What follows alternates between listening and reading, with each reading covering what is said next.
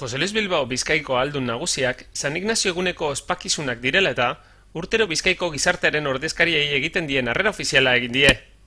Bere hitzaldian, ahaldun nagusiak azpimarratu nahi izan du krisia gainditzeko beharrezkoa dela elkarrekin batera lan egitea. Horrela bada, Jose Luis Bilbaok berretsi egin du elkarrizketaren aldeko konpromisoa eta adierazi du guztion arteko, hau da, alderdi politiko, herritar, erakunde, elkarte zein enpresen arteko erabakiak lortzen saiatuko dela. Izan ere, Bizkaian krisitik ateratzeko eta hemen bizigaren eta lan egiten dugun guztion bizikalitatea hobetzeko ekimenak ditugu. Halaber, ahaldun nagusiak, etak behin betiko bere desegitea eta desagerpena iragartzen duen komunikatua iristea nahi duela esan du. Amaitzeko, Jose Luis Bilbao itxaropentsoa azaldu da. Garaiko gorrak dira, baina argi daukat laster argia ikusiko dugu latunelaren amaieran. Bakearen argia ikusiko dugu. Enplegu gehiago izatearen argia. Egoera txarrenean dauden pertsonentzako bizitza duinaren argia. Eta bere etorkizuna, libreki, tutoretza eta inposiziorik gabe, erabaki ahal izango duen euskal gizartearen argia.